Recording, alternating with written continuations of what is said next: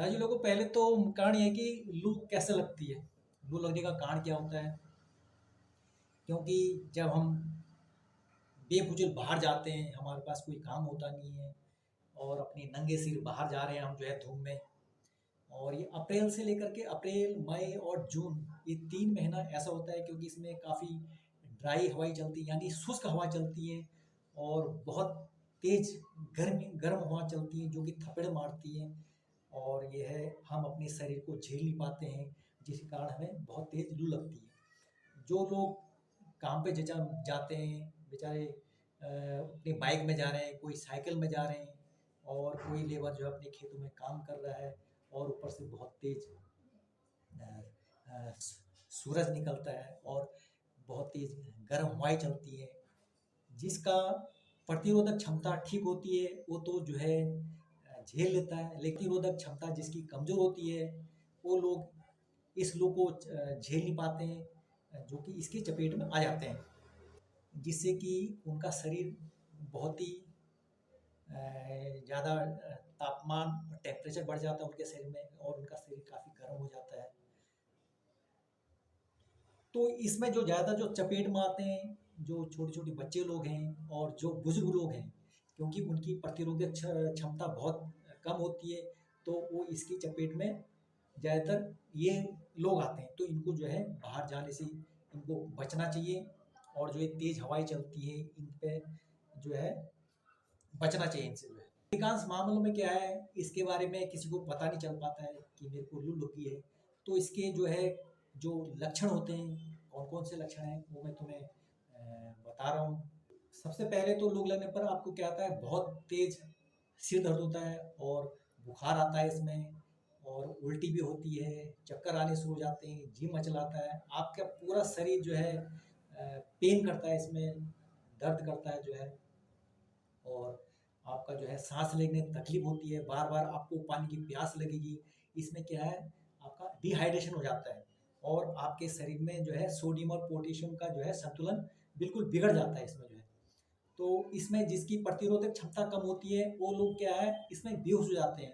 तो ऐसे में तुरंत आपको जो है डॉक्टर के पास ले जाना चाहिए उसको जो है। शुरुआती दौर पे तो इसकी तीव्रता जो है बहुत कम होती है, लेकिन जैसे-जैसे समय बढ़ जाता है, तो वैसे ये बहुत ही खतरनाक हो जाता है और आपका जो शरीर का तापमान है, टेम्परेचर है, बहुत बढ़ जाता है। यह 101, 102 डिग्री से अधिक बढ़ जाता है। आपको जो है बहुत, आपका जो शरीर है बहुत गर्म होता है। इसमें आपको दस्त भी लगते हैं इसमें जो है। और लू लगने के साथ-साथ जैसे-जैसे आपका शरीर टेम्परेचर, तापमान आपका शरीर जैसे गर्म होता है, तो आपको उसमें पसीना भी नहीं आता है, किसी को आता है और किसी को पसीना भी नहीं आता है इसमें जो है। अब है कि लू लगने पर आप क्या करें? अगर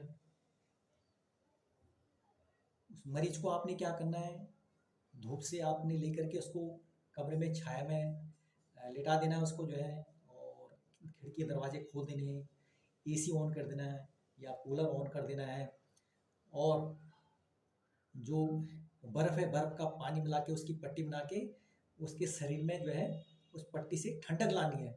और अगर सिर में उसका तेज़ दर्द हो रहा है तो आपने सिर में भी उसकी पट्टी लगानी है, जिससे उसको जो है उसका जो टेम्परेचर है, तापमान, वो जो है धीरे-धीरे कम हो। उसका पूरे शरीर में आपने पानी से, पट्टी से जो है भिगाना है उसको।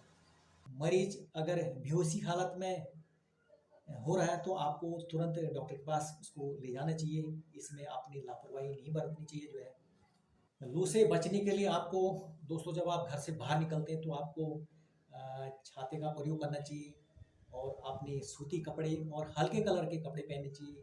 जैसे वाइट, अगर आप ढीले-ढाले कपड़े पहनेंगे तो उससे क्या, आपको लू से आप बच सकते हैं। अगर आप चटकीले, रंगीले और सिंथेटिक और टेरिकॉट वाले कपड़े पहने तो उसमें आपको काफ़ी ज़्यादा परेशानी हो सकती है, उसमें जो है लू लगने की ज़्यादा संभावना रहती है। तो आप हल्के कपड़े पहने इसमें और ढीले कपड़े पहने और ज़्यादातर आप जो है ये करें कि छाया में चलें। और गर्मियों के दिन में आपको जो है, जब आप सुबह घर से बाहर निकलते हैं तो आपको कुछ पेट में कुछ खा के जाना चाहिए घर से निकल के। और इसमें क्या है, गर्मियों में आपने हल्का भोजन करें, लेकिन करें ज़रूर हल्का भोजन करें। और जब आप जाएँ तो आप जो है अपने साथ पानी की बोतल ज़रूर रखें, ताकि आपका जो गला जो सूख रहा है आप जो है पानी पी सकते हैं जो है। दोस्तों दादी लोगों, लू से बचने के लिए ना कुछ घरेलू उपाय भी हैं जो आप कर सकते हैं। आप जो है जो कच्चा आम है उसका आप आम का पन्ना भी बना सकते हैं। आपने क्या करना है, आम का पन्ना बनाने के लिए आपने जो जीरे का तड़का लगा के और उसमें थोड़ा अजवाइन और काला नमक मिला के आपने इसका जूस भी पीना है, और आप इसका जो है तरीदार सब्जी भी बना सकते हो आम का पन्ने का जो है। तो इससे बहुत ही गर्मी के दिनों में लू इससे बिल्कुल नहीं लगती है। और आप जो है विटामिन सी जो कागजी नींबू है आप इसका जो है शिकंजी बना के पी सकते हैं। नारियल का पानी पी सकते हैं आप जो है। पुदीना और धनिया के पत्ते का आप इसका जूस बना के इसको पी सकते हैं आप जो है। और जो भी सब्जी है आप जैसे गाजर, मूली, ककड़ी, आप इसका जूस भी बना के पी सकते हैं आप जो है। और जो अन्य फ्रूट हैं आप उसका भी जूस बना से पी सकते हैं। और जो बेलपत्र है, बेलपत्र तो बहुत ही बढ़िया एक अचूक कारगर है लू लगने का जो है। आप इसका शरबत बना के भी पी सकते हैं आप जो है। और दोस्तों शरीर को अगर आपने और ठंडा रखना है तो आपने जो है दिन में 1 से 2 बार नींबू का पानी का आपने जो है सेवन जरूर करना चाहिए। उसमें थोड़ा सा काला नमक मिलाना है आपने, लेकिन आपने मीठा जो है कम मिलाइएगा। तो आप इसको लेंगे तो इसकी जो तासीर वो ठंडी होती है, तो ये क्या है बॉडी को भी ठंड रखता है। और आप ज़्यादा से ज़्यादा खाने के साथ प्याज का जो है सलाद खाइए। प्याज जो है बहुत ही बढ़िया माना गया है।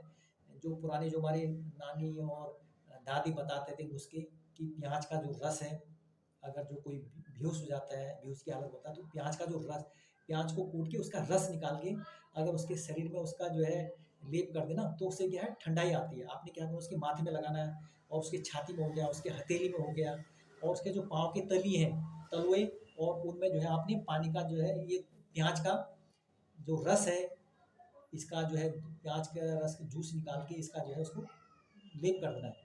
तो उससे क्या है उसकी तासीर ठंडी होती है, तो उसका जो है ठंडा हो जाता है, तो बदन उससे क्या है पूरा धीरे धीरे जो है लू लगने से वो बच सकता है जो है।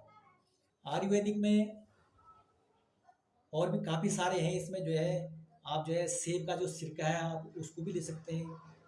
और एक और दवा है रामबाण गिलोय, जो कि हमारे वात, पित्त और कफ जो नाशक है इसको जो है दूर करता है। आप इसको भी ले सकते हैं क्योंकि इसकी तासीर जो है ठंडी होती है, और इससे क्या है प्रतिरोधक क्षमता बढ़ती है। अगर किसी को अगर लू लग जाती है तो उसका क्या है टेम्परेचर बहुत बढ़ता है, तो क्या है वो जो है तापमान को बढ़ने नहीं देता, उसके शरीर का जो गर्मी है उसको बाहर निकालता है और वो बीमारी से बचाता है। तो दादी लोगों, ये जो लू लगने के जो मैंने जो कारण और उपाय जो बताए हैं आप इसको ज़रूर अपनाइएगा। और जब आपको काम है तभी आप जो है बाहर निकलिए, अदरवाइज आप बेफालतू बेफुजल बाहर नहीं निकलें।